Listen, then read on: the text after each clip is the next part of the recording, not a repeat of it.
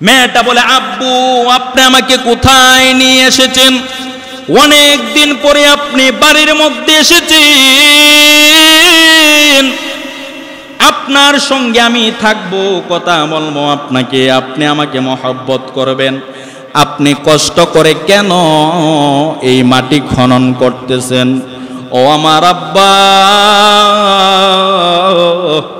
আপনার শরীর দিয়ে ঘাম বেয়ে বেয়ে পড়তেছে, আমার জামা দিয়ে আপনার শরীরটা আমি মুছে দিই, আমার জামা দিয়ে আপনার ঘামগুলো আমি পরিষ্কার করে দেই। দাহিয়াতুল কালবির শরীরের মধ্যে মেয়ের জামা লাগায়া দাহিয়াতুল কালবির শরীর থেকে মেয়েটা ঘাম মুছে দিতেছে আর বলে, আব্বু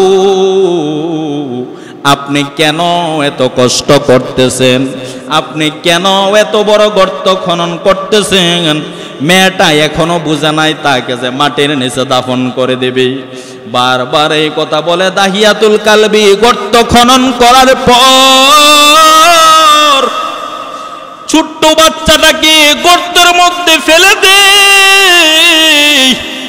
গর্তের মধ্যে ফেলাইয়া দাহিয়াতুল কালবি ছোট্ট বাচ্চার হাত পা বেঁধে ফেলে, হাত পা বাঁধিয়া ছোট্ট বাচ্চার শরীরের মধ্যে মাটি দিয়ে দে। বাচ্চাটা বলে, আব্বু আপনি আমার আব্বা, অনেক দিন পরে বাড়িতে এসেছেন, আপনি আমাকে বলেছেন বেড়াইতে নিয়ে যাইবেন, আপনি কেন আমাকে গর্তের মধ্যে ফেলে দিলেন গো আব্বা? আমার জন্য কি আপনার মায়া লাগে না?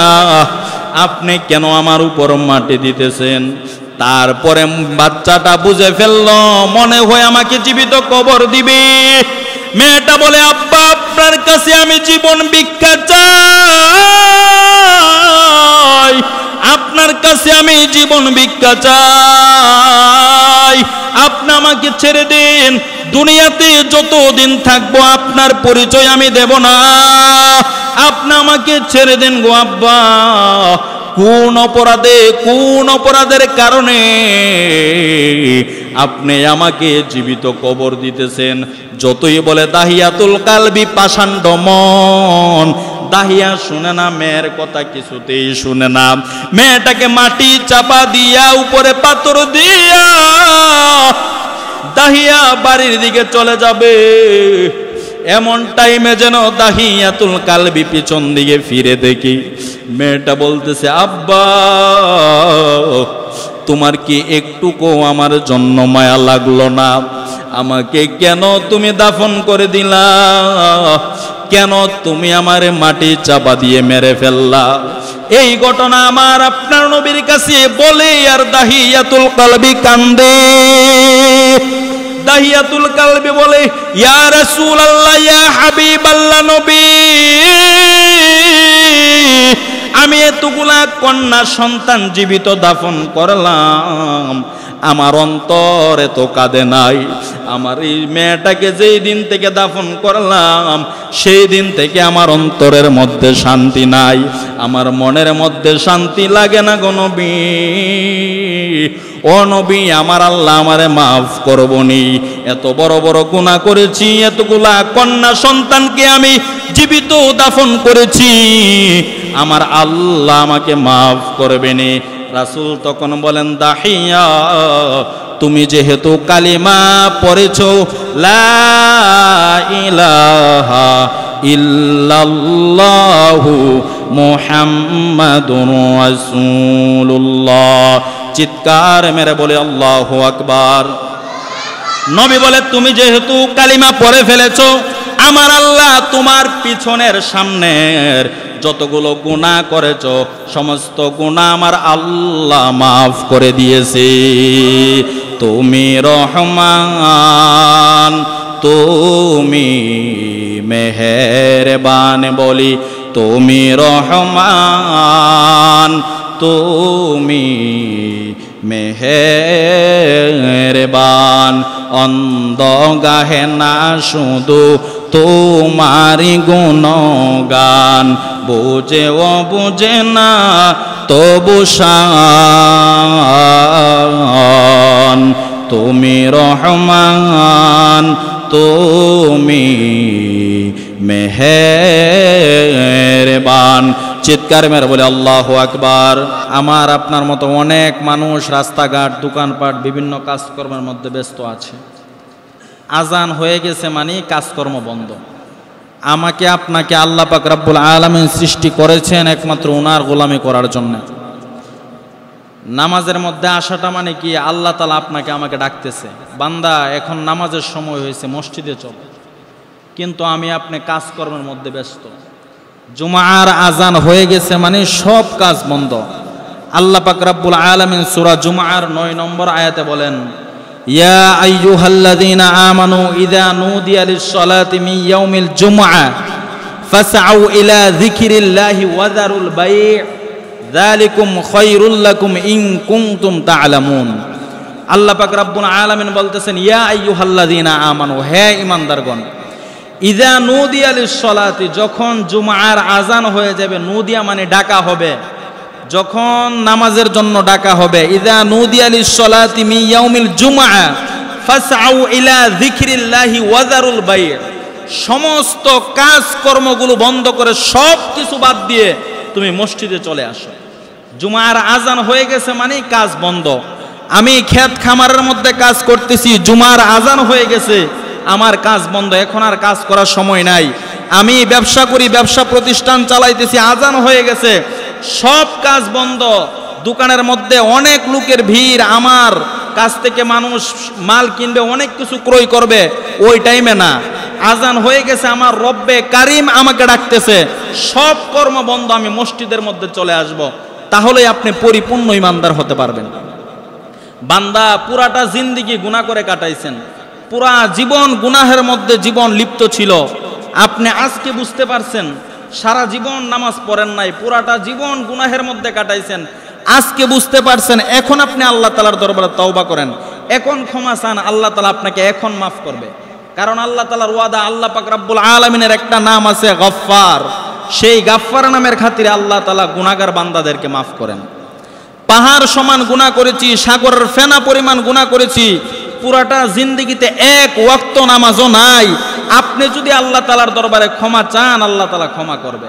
কারণ আজকে শুক্রবার, অনেক মানুষ আছে শুক্রবারের নামাজ পর্যন্ত পড়ে না।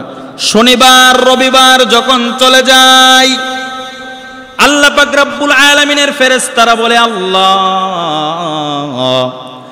আপনার বান্দারা তো মসজিদের মধ্যে যায় না, আপনার হুকুমগুলো মানে না, আল্লাহ তাদেরকে দুনিয়া থেকে সরাইয়া দেন, মনে চাই তাদেরকে মাটির নিচে গেড়ে ফেলি গো আল্লাহ।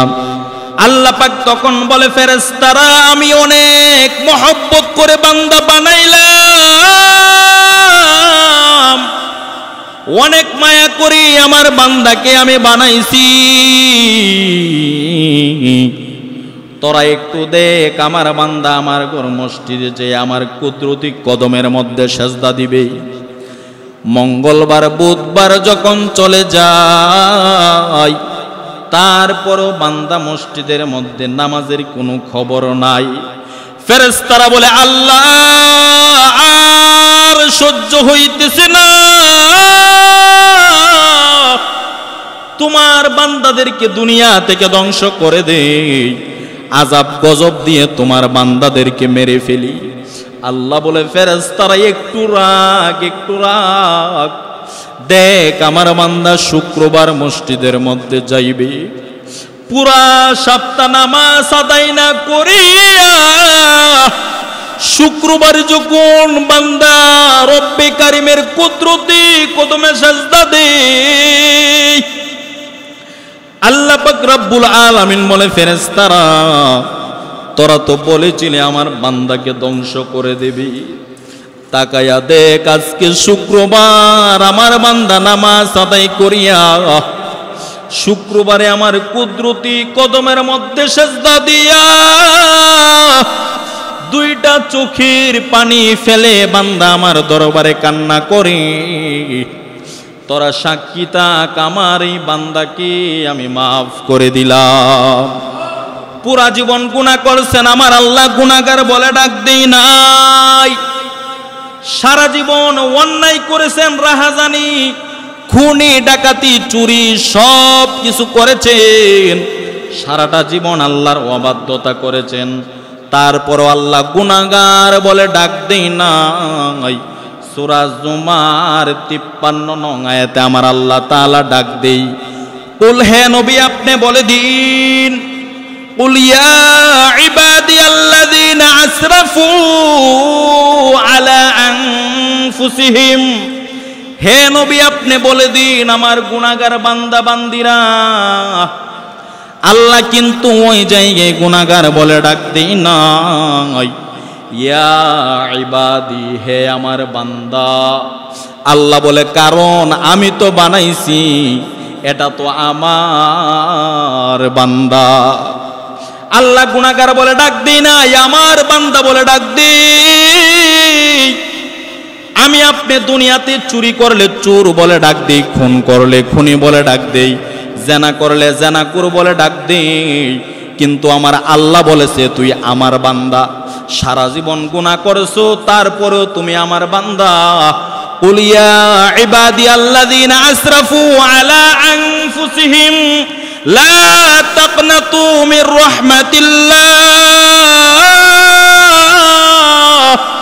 বান্দা পুরাটা জীবন গুনাহ করে কাটাইলা, লা তাকনাতু মির রাহমাতিল্লাহ, তারপরও আমার রহমত থেকে নৈরাশ হইও না রে বান্দা। আমি হলাম গফফার, আমি তোর গুনাহগুলো ক্ষমা করব, আমি তোর সমস্ত গুনাহগুলো ক্ষমা করে দেব।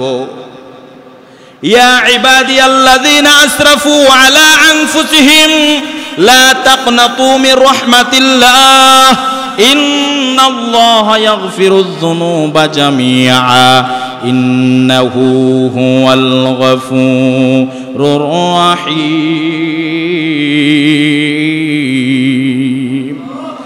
আল্লাহ পাক বলেন আমি গফুরুর রহিম।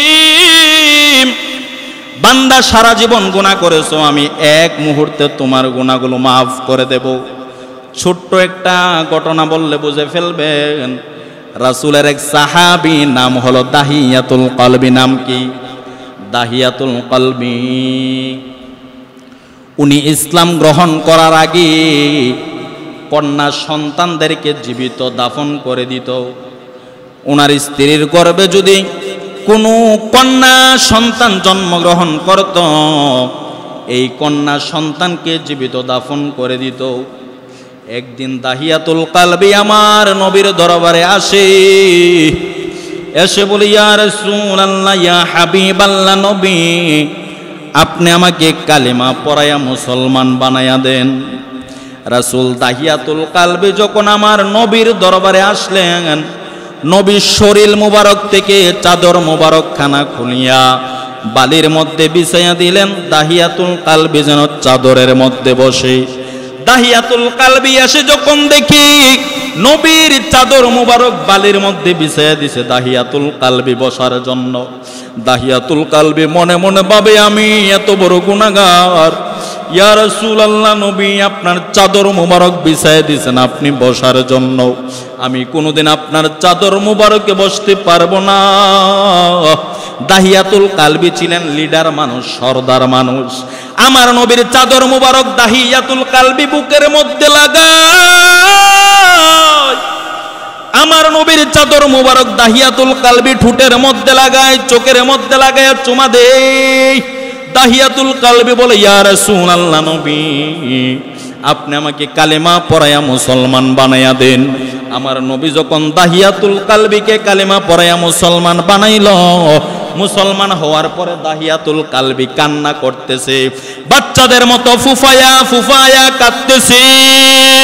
নবী বলে দাহিয়াতুল কলবি তুমি কেন কান্না করতেছো? আমি কি তোমাকে জোর করে ইসলাম ধর্ম গ্রহণ করিয়েছি? তুমি তো স্বইচ্ছাই গ্রহণ করেছো। দাহিয়াতুল কলবি বলে ইয়া রাসূলুল্লাহ নবী, নবী গো আমি কেন কাঁদতেছি আপনি জানেননি? আমি ইসলাম ধর্ম গ্রহণ করার আগে গো নবী অনেক ছোট ছোট বাচ্চা কন্যা সন্তানদেরকে আমি জীবিত মাটির নিচে দাফন করেছি। ও নবী, শেষ মুহূর্তে আমার স্ত্রী গর্ভবতী হামেলা মহিলা, আমি চলে যাব সফরের মধ্যে, লম্বা সফরে চলে যাব। স্ত্রীকে বললাম, যদি ছেলে সন্তান হই রেখে দিবা, আর যদি কন্যা সন্তান হয় তুমি নিজ হাতে দাফন করে দিবা। দাহিয়াতুল কালবি সফরের মধ্যে চলে গেলেন। দাহিয়াতুল কালবির স্ত্রী একটা কন্যা সন্তান প্রসব করলো। দাহিয়াতুল কালবির স্ত্রী মহিলা মানুষ, মা মানুষ, মা চিন্তা করলো এত কষ্ট করে আমার কন্যা সন্তান আমি প্রসব করলাম, আমি এই কন্যা সন্তানকে আমি দাফন করব না, এই সন্তানটাকে আমি রেখে দেব। সন্তানটাকে দাহিয়াতুল কালবির স্ত্রী লালন পালন করতেছে। আস্তে আস্তে এই কন্যা সন্তানটা বড় হতে লাগলো। বড় হওয়ার পর দাহিয়াতুল কালবি হঠাৎ করে একদিন বাড়িতে আসলেন। আসার পরে ছোট্ট বাচ্চা কন্যা সন্তান বড় হয়েছে, হাঁটা চলা করে, কথা বলতে পারে। মার কাছ থেকে শুনছে তোমার আব্বু আছে, তোমার আব্বুর নাম হলো দাহিয়াতুল কালবি, এই ছোট্ট মেয়েটার নাম হলো জামেলা। নাম যেমন জামেলা, দেখতো তেমন সুন্দর। এই মেয়েটা যখন আব্বাকে পাইল, দাহিয়াতুল কালবির কাছে গিয়ে বলে, আব্বা, ও আমার আব্বা, আপনি এতদিন কোথায় ছিলেন গো আব্বা? আম্মার মুখে কত আপনার কথা শুনলাম। আম্মা বলেছে আপনি অনেক ভালো মানুষ, আপনি আমাকে অনেক আদর করবেন, কতদিন ধরে আপনার অপেক্ষায় আমি আছি। ও আব্বা, আপনার অপেক্ষায় আমি আছি গো আব্বা, আমি আপনার মেয়ে, আমি আপনার মেয়ে গো আব্বা। এই কথা বারবার বলে। মেয়ের মনে অনেক খুশি, মেয়ের মনে অনেক খুশি, কারণ আব্বা বাড়িতে এসেছে। এই কথা বলতেছে, কিন্তু দাহিয়াতুল কালবি তার স্ত্রীকে বলে, হে আমার স্ত্রী, আমি না বলেছিলাম কন্যা সন্তান হলে জীবিত দাফন করে দিবা, করলি না কেন? দাহিয়াতুল কালবির স্ত্রী কই, স্বামী আমার, অনেক কন্যা সন্তান আপনি দাফন করেছেন, আজকে সন্তানটা থাক, আপনি সন্তানকে রেখে দেন, আপনি তাকে দাফন কইরেন না। দাহিয়াতুল কালবি বলে, তাকে সাজায়া গুজাইয়া দাও, তাকে আমি ঘুরতে নিয়ে যাইব, বেড়াইতে নিয়ে যাইব। দাহিয়াতুল কালবির স্ত্রীও মনে মনে ভাবলেন, মনে হয় আমার এই সুন্দরী বাচ্চাটাকে দেখে তার আব্বা দাহিয়ার অন্তরটা বুঝি নরম হয়ে গেছে, আমার এই সন্তানটাকে বুঝি ঘুরতে নিয়ে যাইব। যখন দাহিয়াতুল কালবি তাকে নিয়ে যায়, পাহাড়ের মধ্যে নিয়ে গেলেন, যেই জায়গার মধ্যে কেউ নাই, সঙ্গে করে খন্তি কুড়াল কোদাল সঙ্গে করে নিয়ে গেলেন। গিয়ে ঘটনা সংক্ষেপ করে দিলাম, দাহিয়াতুল কালবি মাটি খনন করতেছে, কবর খনন করতেছে। মেয়েটা বলে, আব্বু, আপনি আমাকে কোথায় নিয়ে এসেছেন? অনেক দিন পরে আপনি বাড়ির মধ্যে এসেছেন, আপনার সঙ্গে আমি থাকবো, কথা বলবো আপনাকে, আপনি আমাকে মহব্বত করবেন, আপনি কষ্ট করে কেন এই মাটি খনন করতেছেন? ও আমার আব্বা, আপনার শরীর দিয়ে ঘাম বেয়ে বেয়ে পড়তেছে, আমার জামা দিয়ে আপনার শরীরটা আমি মুছে দেই, আমার জামা দিয়ে আপনার ঘামগুলো আমি পরিষ্কার করে দেই। দাহিয়াতুল কালবির শরীরের মধ্যে মেয়ের জামা লাগায়া দাহিয়াতুল কালবির শরীর থেকে মেয়েটা গাম মুছে দিতেছে, আর বলে, আব্বু, আপনি কেন এত কষ্ট করতেছেন? আপনি কেন এত বড় গর্ত খনন করতেছেন? মেয়েটা এখনো বুঝে নাই তাকে যে মাটির নিচে দাফন করে দেবে। বারবার এই কথা বলে দাহিয়াতুল কালবি গর্ত খনন করার পর ছোট্ট বাচ্চাটাকে গর্তের মধ্যে ফেলে দেয়। গর্তের মধ্যে ফেলায়া দাহিয়াতুল কালবি ছোট্ট বাচ্চার হাত পা বেঁধে ফেলে, হাত পা বাঁধিয়া ছোট্ট বাচ্চার শরীরের মধ্যে মাটি দিয়ে দেয়। বাচ্চাটা বলে, আব্বু আপনি আমার আব্বা,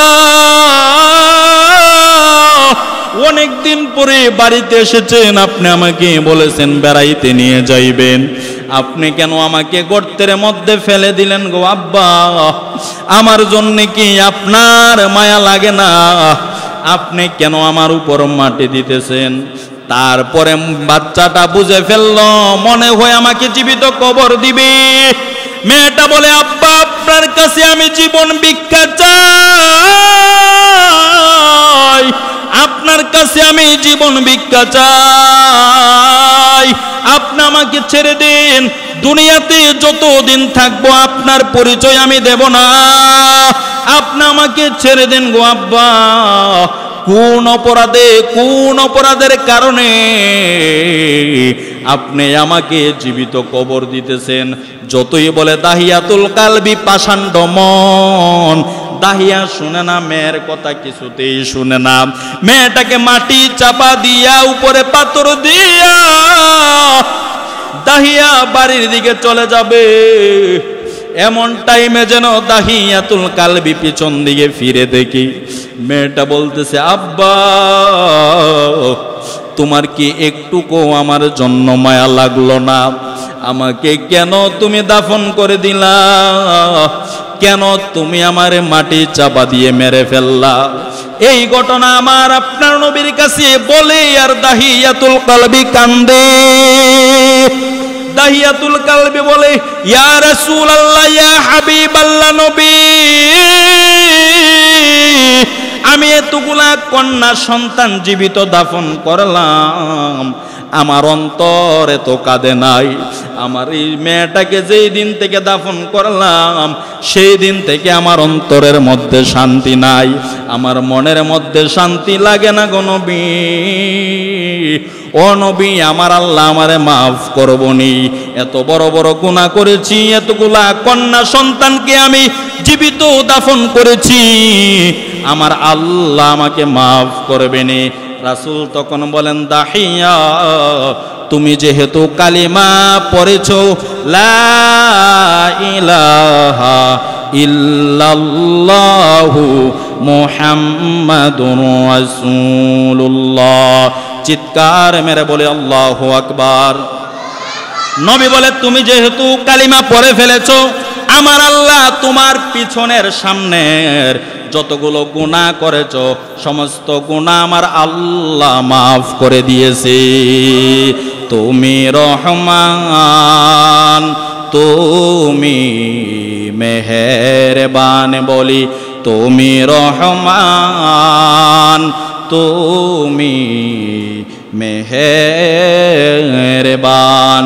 অন্ধ গাহে না শুধু তোমারি গুণগান, বুঝে ও বুঝে না তবু শান। তুমি রহমান, তুমি মেহেরবান। চিৎকার মেরে বলে আল্লাহু আকবার। আমরা আজকে এই মসজিদে এসে জুমার নামাজ পড়তে পারতেছি, অন্তরের মধ্যে কিন্তু খুব কষ্ট।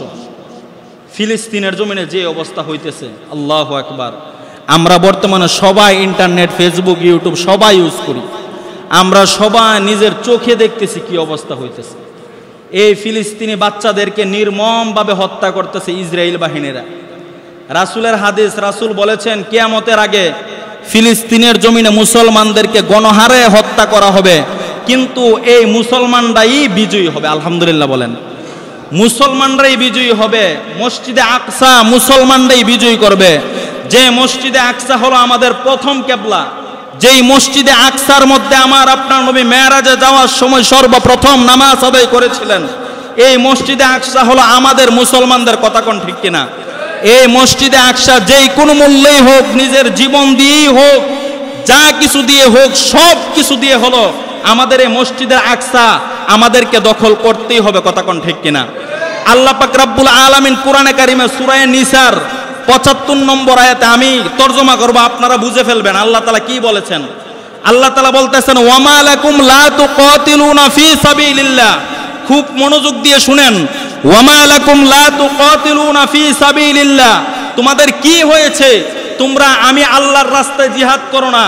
ওয়ামা লাকুম লা তুকাতিলুনা ফি সাবিলিল্লাহি ওয়াল মুস্তাদআফিনা মিনার রিজালি ওয়ান নিসাই ওয়াল বিলদান আল্লাযীনা ইয়াকুলুনা রাব্বানা আখরিজনা মিন হাযিহিল ক্বরিয়াতি যালিমি আহলুহা ওয়াজআলনা মিন লাদুনকা ওয়াজআলনা মিন লাদুনকা ওয়ালিয়্যা ওয়াজআলনা মিন লাদুনকা নাসীরা।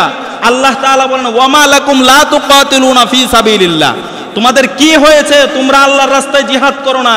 তোমাদের কি হয়েছে তোমরা আল্লাহর রাস্তায় লড়াই করো না? কিন্তু দুঃখজনক ব্যাপার হলো কি জানেন, বাংলার জমিনে যদি যুদ্ধ জিহাদ নিয়ে কথা বলি মানুষ বলে জঙ্গি, নাউজুবিল্লাহ বলেন।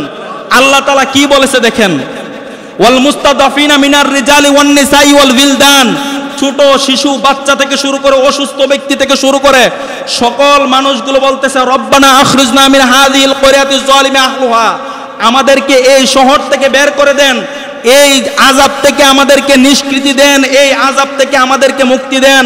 ওয়াজআলনা মিন লাদুনকা ওয়ালিয়্যা, আমাদের জন্য অভিভাবক পাঠান। ওয়াজআলনা মিন লাদুনকা নাসীরা, আমাদের জন্য আপনি সাহায্যকারী পাঠান।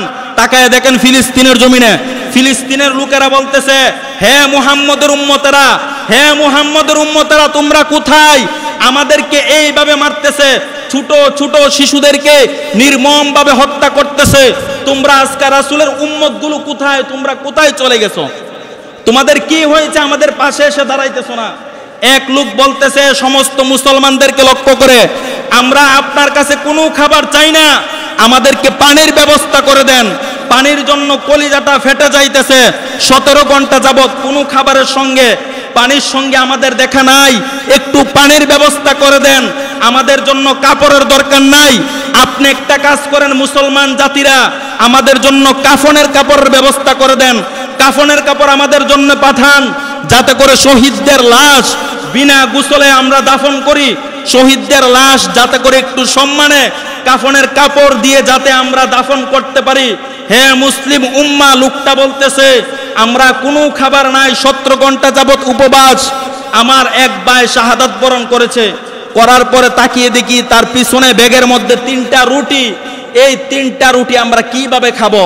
রক্তের সঙ্গে মিশাইয়া কলিজা ফেটে যাইতেছে পানির জন্যে, পানির জন্য কলিজা ফেটে যাইতেছে, রক্তের সঙ্গে মিশাইয়া এই রুটিগুলো খাইলাম, কোনো মতে নিজের জীবন বাঁচাইতেছি। হাজার হাজার মুসলমান সন্তানদেরকে ইসরায়েল সন্ত্রাস কর্তৃক বাহিনী মানুষদেরকে এইভাবে মুসলমানদেরকে জুলুম করতেছে। আমার আপনার যতটুকু সামর্থ্য আছে, যা কিছু আছে, পুরা বিশ্বের মধ্যে মুসলমান আওয়াজ তুলেছে, ফিলিস্তিন মুসলমানের পক্ষে দাঁড়াও, ফিলিস্তিন মুসলমানের পক্ষে দাঁড়াও। বেশি বেশি করে আমার আপনার দোয়া করতে হবে ফিলিস্তিনি মুসলমানদের জন্য। আল্লাহ তাআলা যেন ইসরায়েল বাহিনীদেরকে, আল্লাহ তাআলা যেন তাদেরকে হেদায়েত দান করে। যদি হেদায়েত তাদের কপালের মধ্যে না থাকে, আল্লাহ তাআলা যেন তাদেরকে ধ্বংস করে দেয়। আমি আপনি সর্বদা এই দোয়া করতে হবে। আর গজওয়াতুল হিন্দের জন্য আপনাকে আমাকে প্রস্তুত হতে হবে। এই মিয়া, এই জীবনটা দিয়েছে কে? একমাত্র আল্লাহ তাআলা আপনাকে আমাকে এই জীবন দিয়েছে। আপনি যদি ঘরের ভিতরে পড়ে মরেন কোনো ফজিলত নাই, হসপিটালের বেডের মধ্যে পড়ে মরলে কোনো ফজিলত নাই, আইসিইউতে পড়ে মরলে কোনো ফজিলত নাই। আল্লাহর দেওয়া জীবন আল্লাহর রাস্তায় আপনি বিলীন করে দেন, আল্লাহর দেওয়া জীবন আল্লাহর রাস্তায় আপনি দিয়ে দেন, মারা দেওয়ার সাথে সাথে আপনি জান্নাতের মধ্যে সবুজ পাখির মতো ঢুকে যাবেন। এই জন্য সবার অন্তরে শহীদি তামান্না থাকতে হবে, নিজেকে শহীদ হিসাবে গণ্য করতে হবে। আমার মৃত্যুটা যেন শহীদি মৃত্যু হই, আমার মরণটা যেন শহীদি মরণ হই। এই ফিলিস্তিনের জমিনে মুসলমানেরা ইমানি পরীক্ষা দিতেছে, তাদের ইমানি পরীক্ষা দিতেছে। এই হক কথাগুলো আপনাকে আমাকে বলতে হবে। পুরা বাংলার জমিনে আনাসে কানাসে সব জায়গার বিশ্বের সমস্ত মুসলমানেরা এই ইসরায়েল বাহিনীদের সন্ত্রাসদের বিরুদ্ধে মিছিল করতেছে। আমার আপনার যতটুকুই সামর্থ্য আছে, সামর্থ্য অনুযায়ী আমি আপনি বিরোধিতা করতে হবে। সর্বপ্রথম বিরোধিতা করতে হবে হাত দ্বারা। রাসূল বলেন মান রাআ মিনকুম মুনকারান, কোনো ব্যক্তি যদি কোনো খারাপ কাজ দেখে, কোনো অন্যায় কাজ দেখে, ফালিয়ুগাইয়িরহু বিয়াদি, তুমি প্রথম হাত দ্বারা প্রতিহত করো। অন্যায় কাজ দেখলে হাত দ্বারা প্রতিহত করো। ফা ইল্লাম ইয়াস্তাতি ফাবিলিসানি, আর যদি হাত দ্বারা প্রতিহত করতে না পারো জবান দিয়ে তার বিরোধিতা করো। ফা ইল্লাম ইয়াস্তাতি ফাবিকলবি, আর যদি তুমি হাত দ্বারা প্রতিহত করতে পারো না, জবান দিয়েও কথা বলতে পারো না, অন্তর দিয়ে তুমি ঘৃণা করো। রাসূল বলেন ওয়া যালিকা আদআফুল ঈমান, অন্তর দিয়ে ঘৃণা করা এটা হলো দুর্বল ঈমানের লক্ষণ। আমাকে আল্লাহ তাআলা দুনিয়াতে পাঠিয়েছে, আল্লাহর জন্য নিজের জীবনটা দিয়ে দেব, কেন আমি বই করে কথা বলবো? সর্বপ্রথম নিজের হাত দ্বারা বাধা দিতে হবে। যদি কাহারও সামর্থ্য থাকে, শক্তি থাকে, মুসলমানদের সামনে গিয়ে দাঁড়ান, মুসলমানদের পক্ষ হয়ে ইসরায়েলদের বিরুদ্ধে হয়ে আপনি যুদ্ধ করেন যদি সামর্থ্য থাকে। বাংলার জমিন থেকে যদি আওয়াজ আসে কারণ মুসলমানদের পক্ষে মুসলমানদেরকে এইভাবে নির্যাতন করতেছে, আমার আপনার উপরে ফরজ হয়ে গেছে তাদের সঙ্গে আমরা শামিল হওয়া, এই জিহাদি কাফেলার মধ্যে শামিল হওয়া। এক মহিলা হসপিটালের কাজ করে, হসপিটালে নার্সের কাজ করে, এই মহিলা লোকদেরকে সেবা দিতেছে, আহত লোকেরা আসতেছে তাদেরকে সেবা দিতেছে। হঠাৎ করে তাকিয়ে দেখে তার স্বামী শহীদের লাশ এসেছে, মুখ খুলে দেখে তার স্বামীর লাশ। এই মহিলা চিৎকার দিয়ে দিয়ে বলতেছে, এ দুনিয়াবাসী শুনো, দুনিয়াবাসী শুনো, আমি একজন শহীদের স্ত্রী, আমি গর্ব করে বলতে পারি, হাসরের ময়দানে আমি গর্ব করে বলতে পারবো আমি একজন শহীদের স্ত্রী। এই জন্য রাসূল বলেন সবার অন্তরে জিহাদি তামান্না থাকতে হবে। জিহাদি তামান্না যদি না থাকে তাহলে আপনি নেফাক অবস্থা মারা যাইবেন, মুনাফিক অবস্থায় আমি মারা যাইব।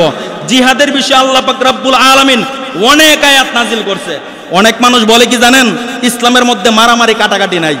এই ধরনের কথা ইহুদি খ্রিস্টান নাসারা বলে কি, কেন বলে? এই কথা বলার কারণ হলো তারা বুঝাইতেছে, দেখেন ফিলিস্তিনকে 50 বছর যাবত এই ইসরায়েলেরা বিভিন্নভাবে নির্যাতন করতেছে। আমরা ছোট থাকতে শুনতেছি ইসরায়েলেরা ফিলিস্তিনের শিশুদেরকে মারতেছে, নির্যাতন করতেছে, এখনো পর্যন্ত নির্যাতন করতেছে। কিন্তু মুসলমান বাহিনী ঘুরে দাঁড়ানোর কারণে, ইসরায়েলদের বিরোধিতা করার কারণে তারা বলে কি জানেন, মুসলমানদেরকে জঙ্গি বলে। মুসলমানদেরকে জঙ্গি বলে কেন? তারা ইসরায়েলদেরকে মারতেছে। তোমাদের কেন এত মায়া লাগে ইসরায়েলদের জন্য? ইসরায়েল যে পুরাটা জীবন মুসলমানদেরকে এইভাবে নির্যাতন করেছে, তোমরা কোথায় ছিলে? দুঃখ লাগে, আজকে আমাদের অনেক কষ্ট লাগে অন্তরের মধ্যে। এই অবস্থা দেখলে অন্তরের মধ্যে শান্তি নাই ভাই, অনেক কষ্ট লাগে। প্রত্যেকটা মুসলমানদের হৃদয় দিয়ে রক্তক্ষরণ হচ্ছে। একটা নিউজ পত্রিকার মধ্যে এসেছে, ডক্টর ইউনূস, নাম শুনছেন না? এই ডক্টর ইউনূস সুদি কারবারি, গ্রামীণ ব্যাংকের মালিক সুদ। এই ডক্টর ইউনূস ইসরায়েল বাহিনীদের জন্য 100 কোটি টাকা পাঠাচ্ছে, নাউজুবিল্লাহ বলেন। তাকে বাংলার জমিনে যেখানে পাওয়া যায় জুতা পিটা করার দরকার, কথা কোন ঠিক কিনা? জুতা দা বাইরে হারে দেশ ছাড়া করার দরকার, কথা কোন ঠিক কিনা? এই সে মুসলমান হতে পারে না। বাংলার জমিনে প্রত্যেকটা ঘরে ঘরে সুদ ঢুকাইছে এই গ্রামীণ ব্যাংকের এই লোকটা, কথা কোন ঠিক কিনা? তুমি মুসলমানদের পক্ষে থাকো, যদি তুমি মুসলমানদের পক্ষে না থাকো তোমাকে আমরা মুসলমান বলে দাবি করতে পারি না, কথা কোন ঠিক কিনা? আল্লাহ পাক রব্বুল আলামিন যেন আমাদের সকলকে কথাগুলো মানার, বুঝার, আমল করার তৌফিক দান করে, সকলে বলে আল্লাহুম্মা আমিন। সবাই বেশি বেশি করে দোয়া করবেন, আল্লাহ তাআলা যেন মুসলমানদের বিজয় অচিরেই দান করবে। অচিরেই আল্লাহ তাআলা মুসলমানদের বিজয় আমরা দেখতে পাবো। আল্লাহ তাআলা যেন মুসলমানদেরকে পরিপূর্ণ বিজয় দান করে, সকলে বলি আল্লাহুম্মা আমিন। ওয়া আখিরু দাওয়ানা আলহামদুলিল্লাহি রাব্বিল